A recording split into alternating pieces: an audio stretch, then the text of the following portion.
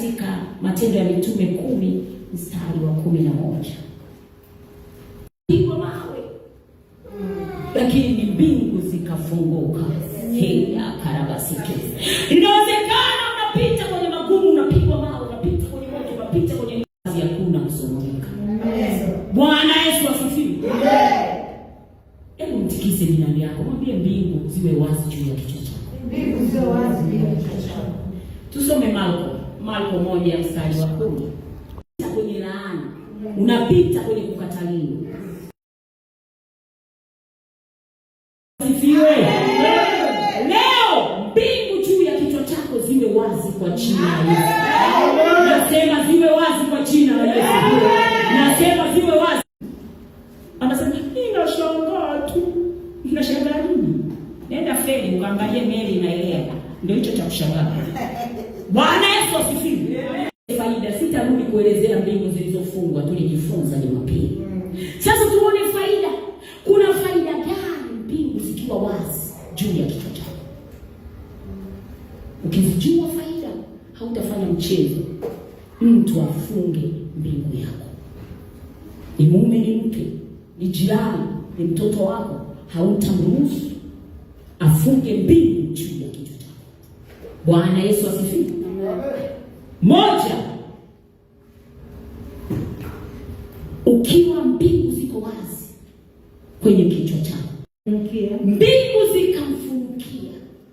Na ukiangalia Yesu, baada ya mbingu kufunuka, akaanza kufanya kazi, akapata direction moyoni mwako. Hapana, usibishe. Mimi mbona fulani alifanya hivi na mambo yalienda. Wewe sio fulani. Yes. Njia yako sio ya kwake. Amen.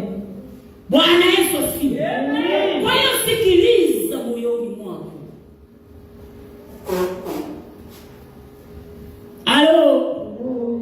Una amani na hilo jambo.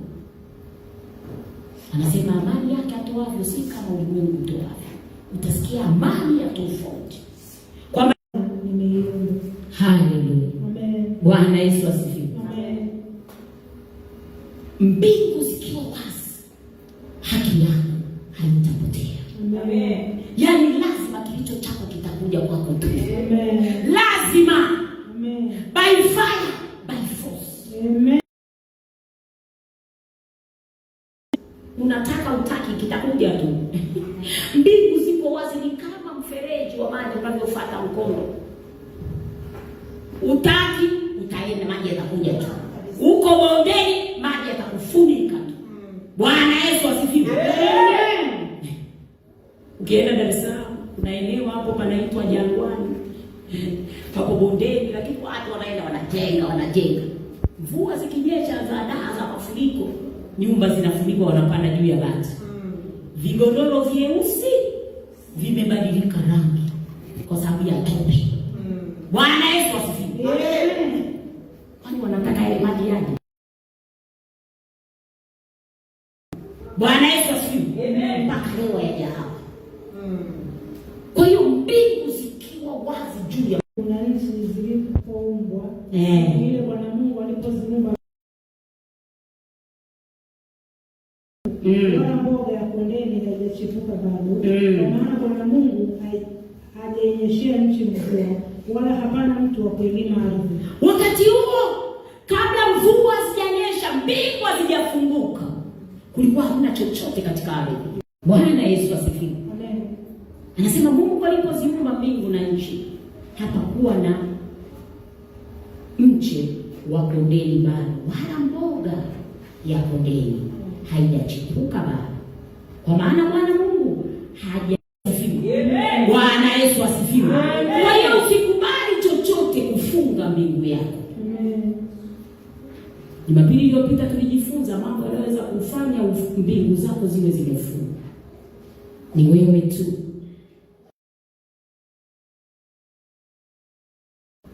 Mbili, mbingu zikiwa wazi, unakuwa unatembea kwenye sheria ya maongezeko. Lile pipa la unga halikupunguka, wala ile chupa ya mafuta haikuisha, sawasawa na neno la Bwana alilolinena kwa kinywa cha Elia. Mbingu zilikuwa wazi juu ya mwanamke, wazi juu ya maisha yake. Mbingu ikiwa wazi juu ya maisha yako, chakula kijaisha ndani, kingine kimeingia. Maisha tayari unazo. Haleluya, amen. Kupungukiwa kwako kunakuwa law of multiplication. Sheria ya maongezeko inakuwa kwako. Yaani wewe unaongezeka tu, una multiply, unazidishwa kwenye kila eneo la maisha yako. Kuna mtu nilimwambia, unatakiwa uichukie hali ulionayo. Halo, chukia hali ulionayo ya kiroho au ya kimwili, kabla hujaichukia kuona hapana, mbingu haziwezi kufunguka. Kwa sababu unaona ni kawaida, si unaona ni sawa tu. Unataka kuishi kama wengine wanavyoishi, unataka kuwa kama wengine wa kawaida walivyo. Kwa hiyo ni sawa kwako, lazima ukatae, utake roho ya kuongezeka, ya kuzidishwa kwenye kila eneo la maisha yako. Yule mwanamke miaka yote 3 anakula vizuri, mafuta hayajapungua wala unga haujapungua. Kumbukumbu la Torati 28 mstari wa 12. Atakufunulia Bwana hazina yake nzuri. Atakufunulia Bwana hazina yake nzuri. Nayo ni mbingu kwa kutoa mvua ya nchi. Nayo ni mbingu itakuwa wazi itoe mvua. Ya nchi yako kwa wakati wake. Mvua ya nchi yako kwa wakati wake. Na kwa kubarikia kazi yako yote ya mikono yako. Na wala si mkia. Wala sio mkia. Yaani wewe wa mwisho tu. Darasani mtoto wa mwisho tu. Inatakiwa wewe mama ukatae, wewe baba ukatae. Amen. Mwambie Bwana hapana, mbingu za elimu juu ya matablalasa. Kabisa. Yaani wasiofikiri ujako wako tu. Kwani mwanao ni zezeta huyo. Mungu amekupa mtoto mzuri. Eti wa mwisho mkia tu. Lazima awe juu wala hawe chini. Amen. Mbingu zikiwa wazi, watoto wako elimu yao watakuwa juu tu wakati wote. Amen. Na Bwana Yesu asifiwe. Amen. Nawe utakuwa juu tu wala huwi chini. Nawe utakuwa juu tu wala huwi chini. Mbingu zikiwa wazi, hakuna leo uko juu, leo uko 100, kesho uko 0.0. Mbingu zimefungwa juu yako. Kile unachokinunua, ukinunua kochi ndani unauza, unabaki tena unakaa kwenye plastiki au benchi. Halo, utakuwa juu tu wala chini. Mbingu zitatoa mvua kwa wakati wake. Ina maana kile unachotakiwa kupata kwa wakati huo utakipata. Amen. Halo. Wana wa Mungu, mbingu yako iwe wazi. Amen. Mbingu yako iwe wazi wewe. Mbingu yako iwe wazi wewe. Amen. Hakuna mambo ya kupanda leo kesho unashuka. Halo. Leo uko juu, kesho sifuri. Leo mtoto amefanya vizuri. Jamani mitihani ya moko. Amepata division 2. Ya national 3, 4. Tufyakwa. Mwambie jirani yako tufyakwa. Mungu na azuie. Ndiyo.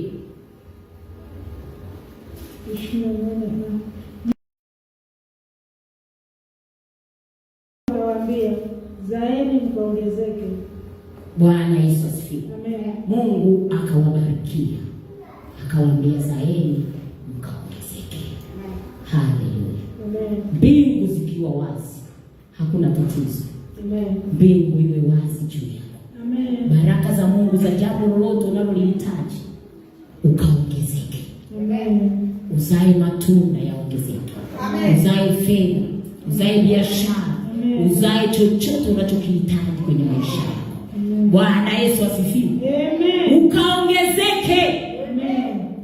Ukaongezeke kiroho, ukaongezeke katika mambo ya kimwili.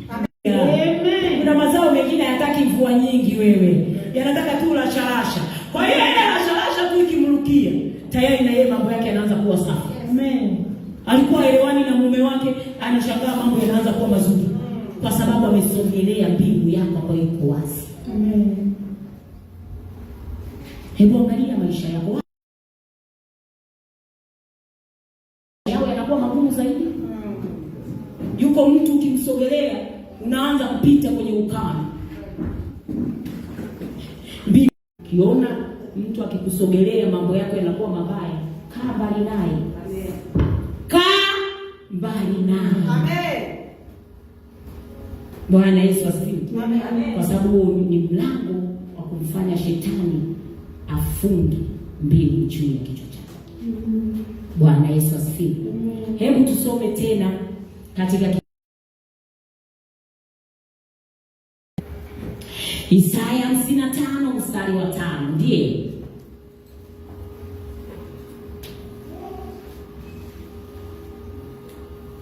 Isaya 55:5. Tazama, utaita taifa usilolijua.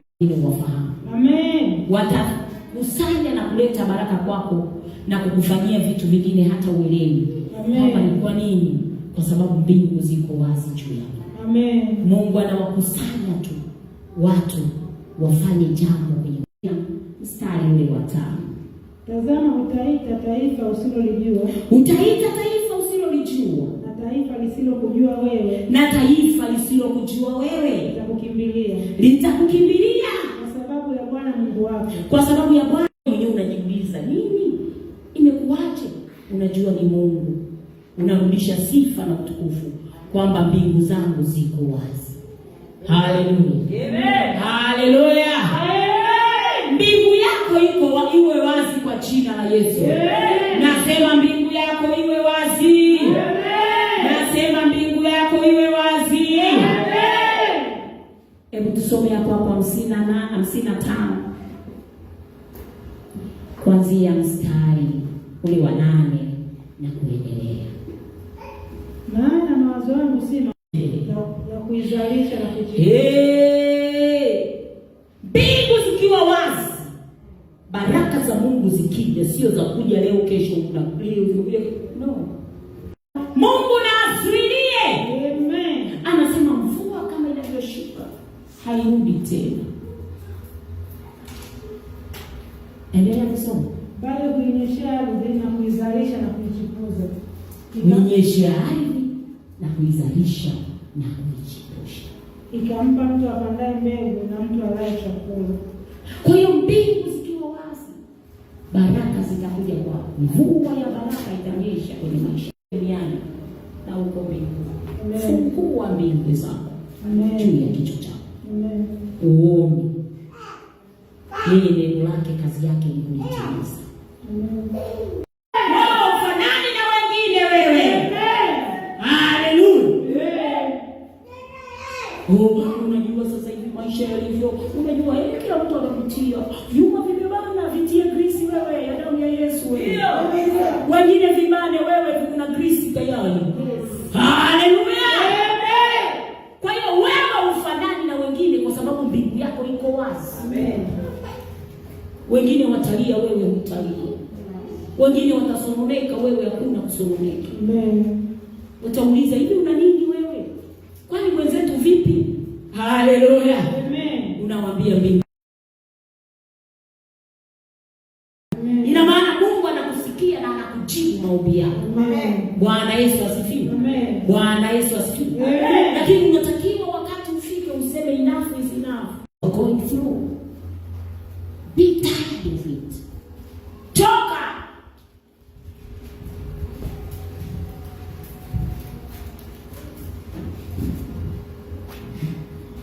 Mapili watoto wangu niliwachekesha, nikamwambia kuna siku nilichoka. Nikasema no, sitaki ujinga huu. Sitaki.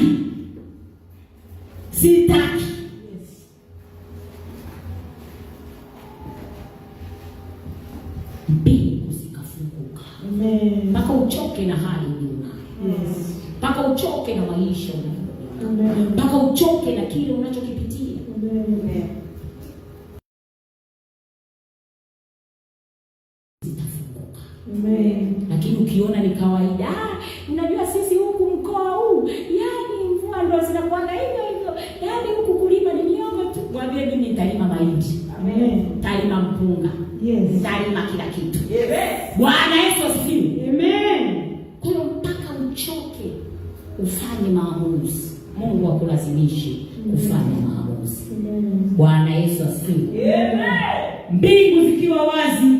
Namba 3, una uwezo wa kuongea na Mungu, wa kuhojiana na Mungu. Amen.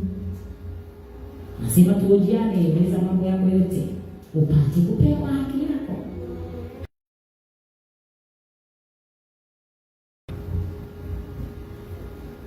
Bwana Yesu asifiwe. Amen. Chukua kiti, weka hapo mbele yako, mwambie Mungu, this is your chair. Hiki ni kiti chako, nimekiweka. Sauti itasikika kweli? Haisikiki. Kwa hiyo mbingu zikiwa wazi nakupa nafasi ya kuhojiana na Mungu au na negotiate. Unajua kama kwa wale wafanya biashara kwamba hapana Mungu, haiwezekani. Hivi unakumbuka nilifanya nini wakati ule? Unakumbuka nilivyokutumikia mimi leo? Naangaika na hela maana yake ni wewe ni una mahela na kila kitu. Ndio kuachiana mwenyewe. Mbingu zikiwa wazi, you can question God. Musa akamwambia Mungu, kama mtawasamehe wana wa Israeli, nafute jina langu kwenye kitabu cha hukumu. Ana uwezo gani wa kufanya hivyo? Kwa sababu mbingu ziko wazi, na maana Mungu anamsikia na anamsikiliza. Maana wana wa Mungu tusikubali. Mbingu zikiwa wazi, iko faida kubwa sana. Hebu soma Isaya 38. Isaya 38. Anzia mstari wa kwanza mpaka wa 8. Eleza mambo yako, kwa sababu ugonjwa huu lazima uondoke nao. Tatizo hili haliwezi kuishi. Lakini hata hapo akawa nafasi ya kuzungumza na Mungu. Endelea kusoma. Basi Hezekia akajigeuza akaelekeza uso wake ukutani. Hezekia akajigeuza akaelekeza uso wake ukutani. Akamwomba Bwana, wewe ni lini umejigeuza uso wako? Ukaacha kunywa soda unayoipenda sana. Na hata mimi sinaacha chakula mimi na Mungu mpaka kieleweke kwanza. 3 days. Mimi na Mungu. Ni lini umefanya hivi? Hezekia pamoja na kuambiwa kwamba unakufa, alikubali kwamba afe. Na ni Mungu.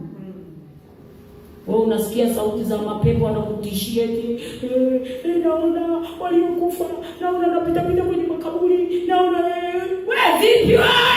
Waambie kufa zitakufa. Haijalishi naona jeneza. Haijalishi naona waliokufa. I'm not dying. I'm not dying.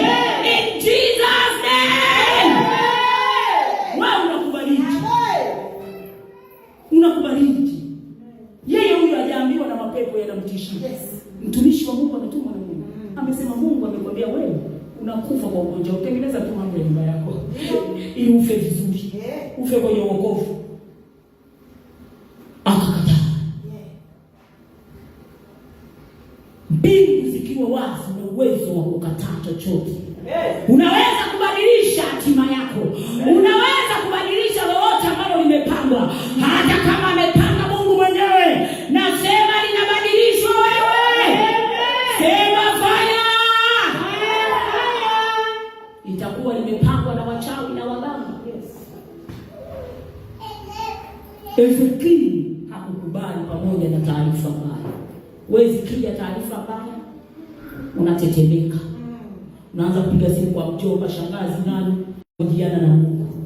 Ukiwa wazi una uwezo wa kujiana na Mungu. Ezekia akaojiana na Mungu. Endelea. Akasema, "Ee Bwana, kumbuka haya na kusihi kwamba nimekwenda mbele zako katika kweli." Akamkumbusha, ina maana anaojiana naye. Negotiating with God. Kwamba Mungu, lakini si ukumbuke basi kwamba nilifanya hiki. Amen. Mkumbushe Mungu kile ulichowahi kufanya kwenye maisha yako kwa ajili ya Bwana. Hakuna yeyote ambaye wakati wote anafanya mabaya tu. Liko jambo moja tu ambalo liko zuri, yuko mtu ulimtendea. Mkumbushe Mungu.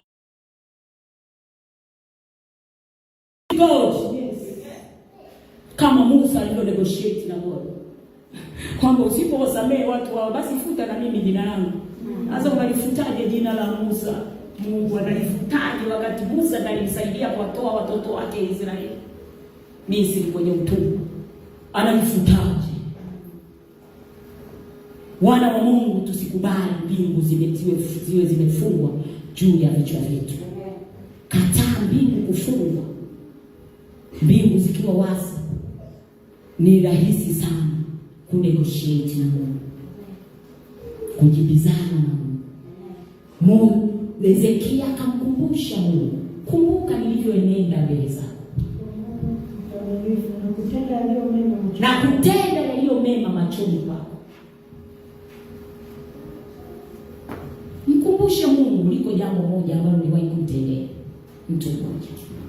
Hata ulikutana naye labda barabarani ana nauli, ukamwambia nitakulipia hii 500. Ile 500 ulitenda jambo jema.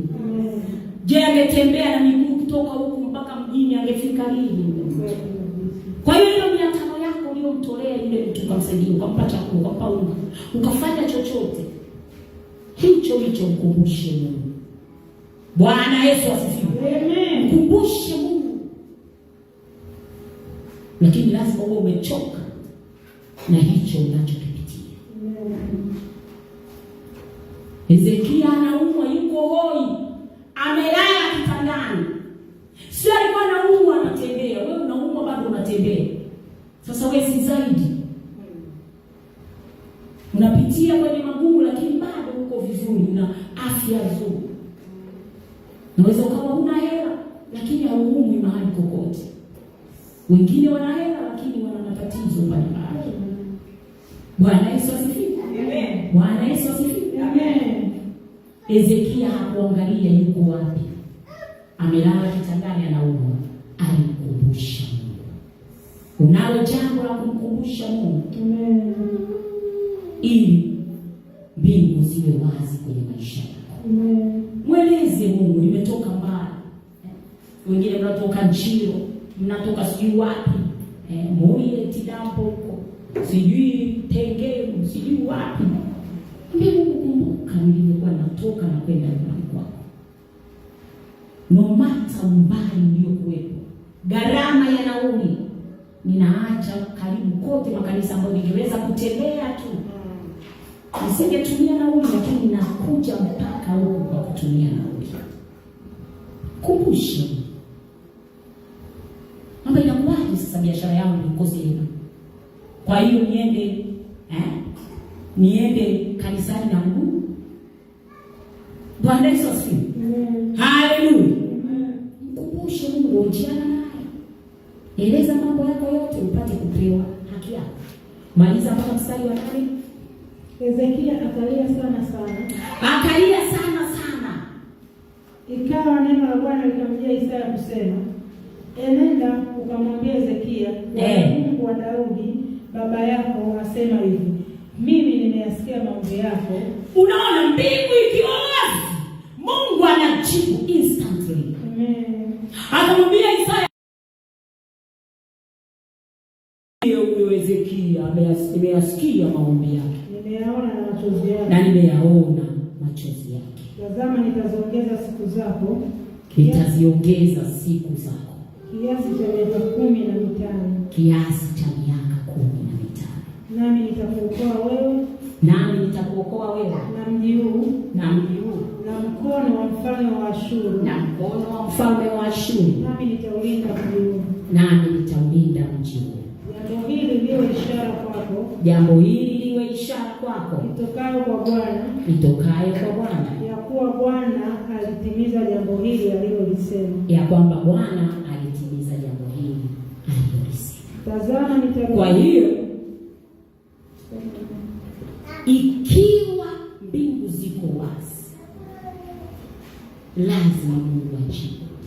Lazima una uwezo wa kuojiana, hata kama madaktari wamesema hili haliwezekani.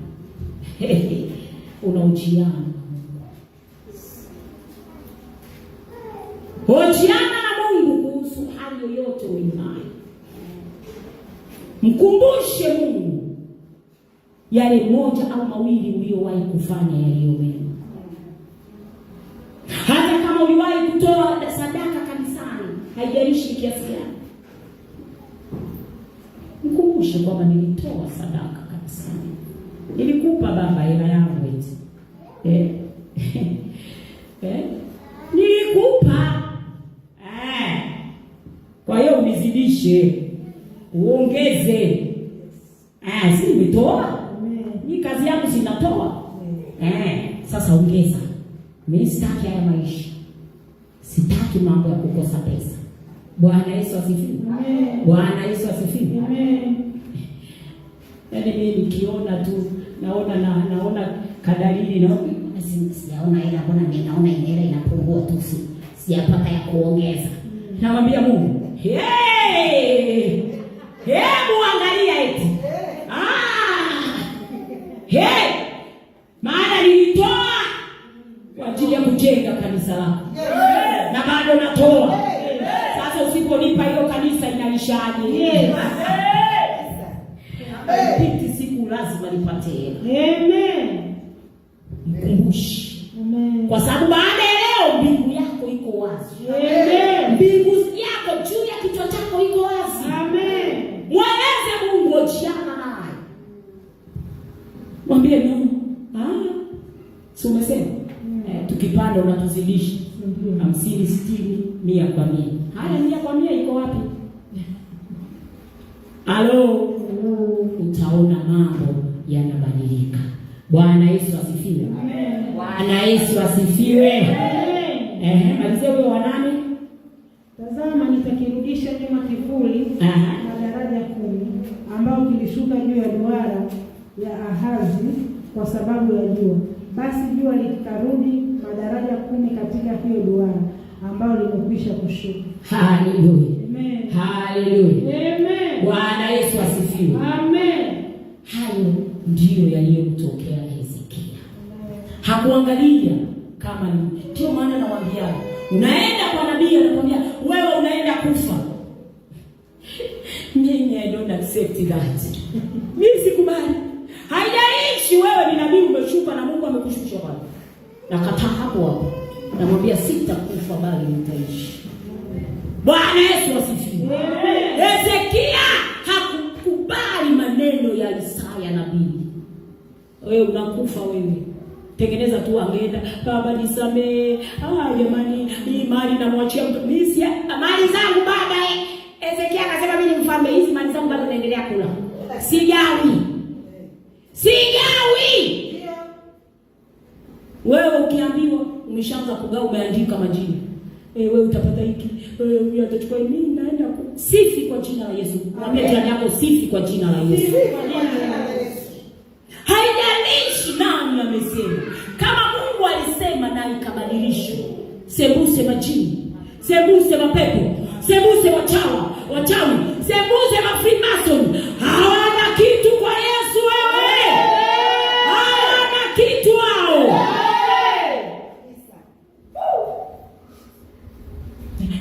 Mimi nataka wafe, waondoke wote, niwamalize. Wewe, who are you by the way? Who are you?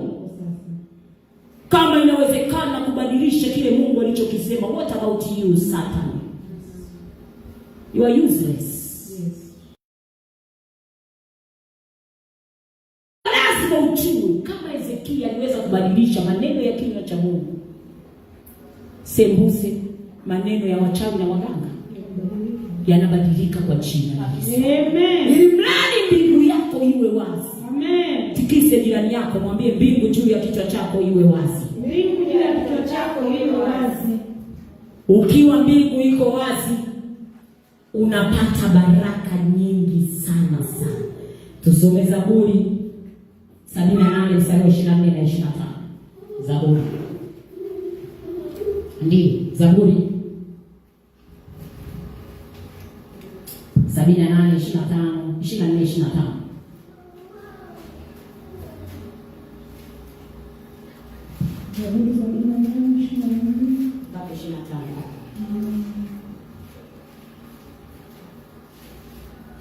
Akawanyeshea maana ili wale, akawapa nafaka ya mbinguni. Mwanadamu akala chakula cha mashujaa, aliwapelekea chakula cha kuwashibisha.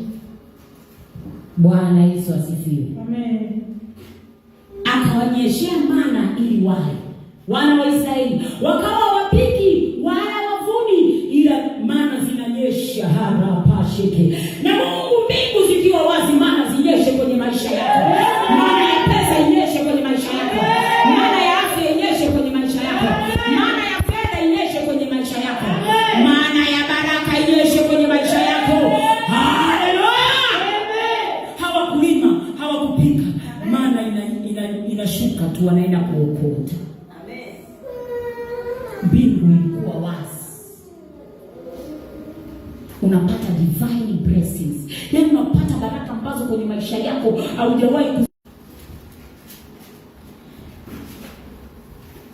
Biblia inasema kabla ya wakati wake katika mashamba, asema Bwana wa majeshi, na mataifa yote watawaita heri, maana mtakuwa nchi ya kupendeza sana, asema Bwana wa majeshi. Mbingu zikiwa wazi, yani baraka zinakuwa sio za kawaida. Madirisha ya mbinguni yanakuwa wazi. Baraka zinamwagika tu. Wakijaribu wazuie, hakuna anayeweza kuzuia. Ngoja twende tumchonganishe na wateja, tumfukuzie. Hakuna mteja anayeondoka. Akiambiwa mimi yule nimemzoea eti. Mimi hapana.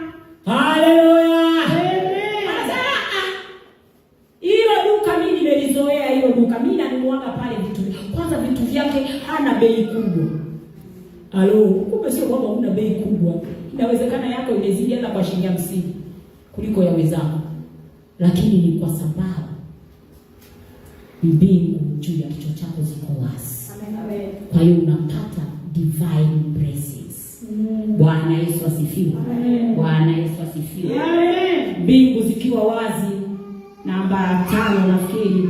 Mbingu zikiwa wazi, unapata Mungu anaingilia kati kila jambo kwenye maisha yako. Mungu anaingilia kati kila jambo kwenye maisha yako. Isaya 54 mstari wa 17. Isaya 54 mstari wa 17 ndio.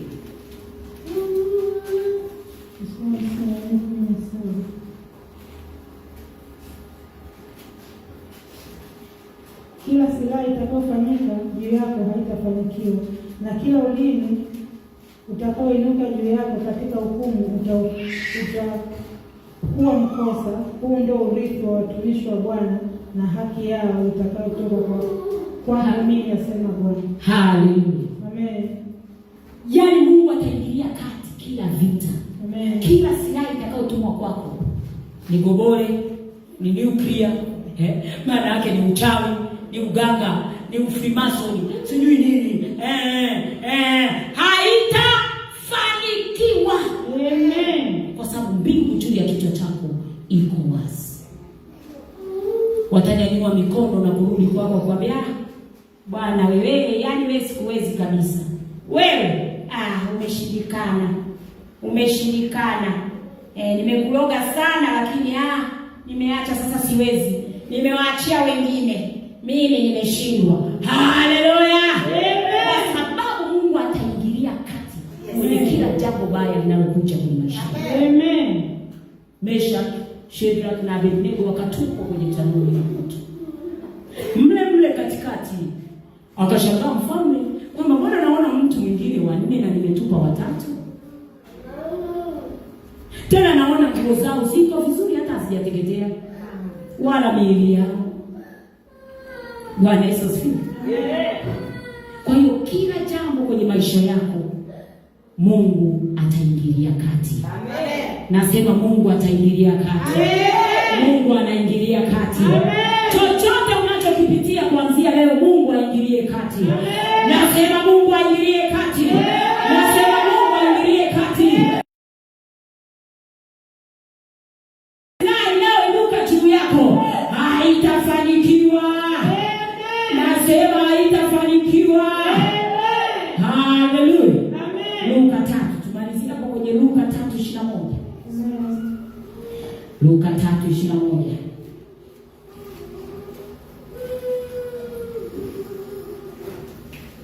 Luka 3:21. Ikawa watu wote walipokwisha kubatizwa na Yesu naye amebatizwa, naye anaomba, mbingu zilifunguka. Haleluya. Amen. Bwana Yesu asifiwe. Amen. Bwana Yesu asifiwe. Amen. Usiache kuomba mbingu zifunguke. Amen. Omba divine intervention.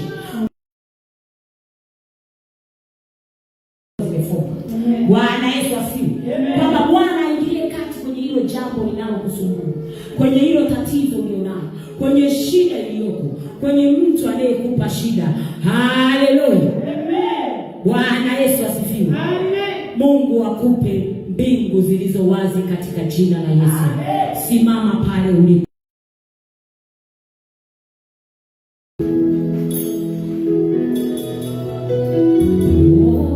Nyosha mikono yako juu. Una haja ya kuimba. Tafakari. Ni wapi unahitaji mbingu ziwe wazi? Mungu yuko hapa kufungua mbingu zako. Kwa nini utembee kwenye mbingu zilizofungwa? Ukiwa kwenye mbingu zilizofungwa unatembea kwenye unyanyufu, kwenye kukaukiwa, kwenye maisha magumu, kwenye magonjwa, kwenye matatizo. Liko jambo jema hata moja ambalo uliwahi kutenda. Ezekia alitakiwa kufa. Wewe bado hujatakiwa kufa. Ezekia aliambiwa utakufa tena na Mungu. Lakini alikataa. Anaongea na Mungu. Maombi ni maongezi.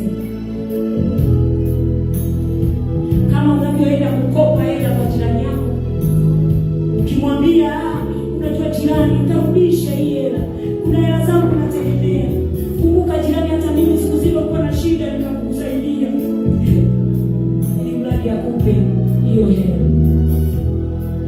Mungu naye ni hivyo hivyo. Kumbushe Mungu, liko jambo ulifanya hata nyumbani. Kataa. Enough is enough. Utaona Mungu.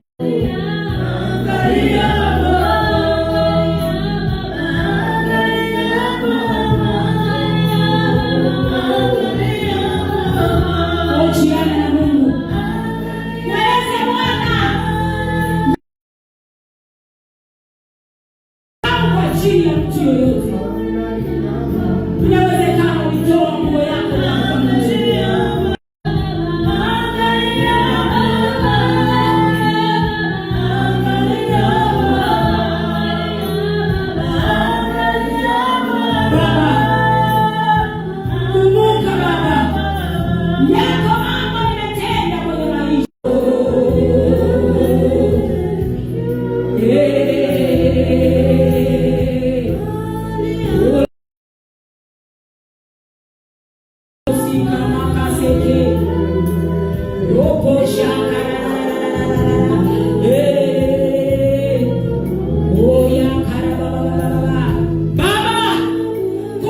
Kumbuka kila mtu anasema nini. Umesema tuochiane. Eleza mambo yako upate kupewa haki yako. Hakuna magonjwa yatasimama kwenye maisha yetu. Hakuna kukosa pesa, hakuna kukaukiwa kiroho. Mungu ajibu maombi yako, Mungu ajibu maombi yako, Mungu ajibu maombi yako, Mungu akupe yale unayohitaji kwa jina la Yesu Kristo.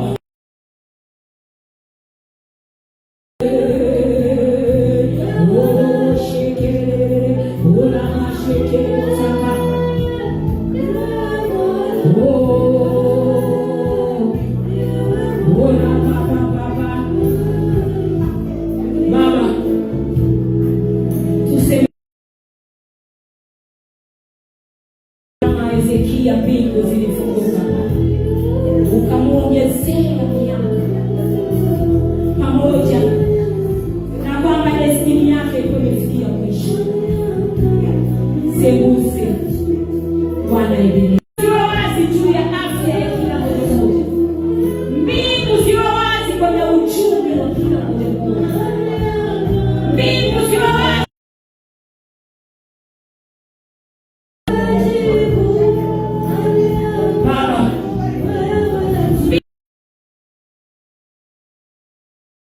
watu wako tupate divine direction, abundance, blessings, ili Mungu ingilie kati kwenye kila jambo. Baba, mbingu iwe wazi siku na mchana, mbingu ziwe wazi tuingiapo na tutokapo, mbingu ziwe wazi kwenye uzao wa matumbo yetu, mbingu ziwe wazi kwenye biashara zetu, kwenye kazi za mikono yetu, kwenye utumishi wetu, kwenye viroho vyetu, kwenye familia zetu, kwa watoto wetu.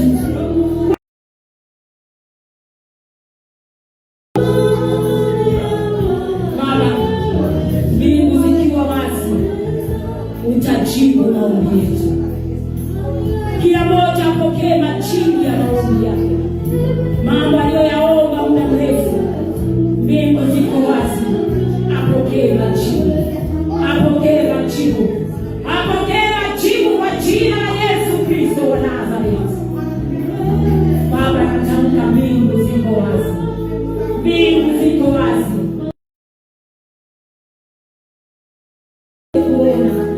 kwamba mbingu ziko wazi.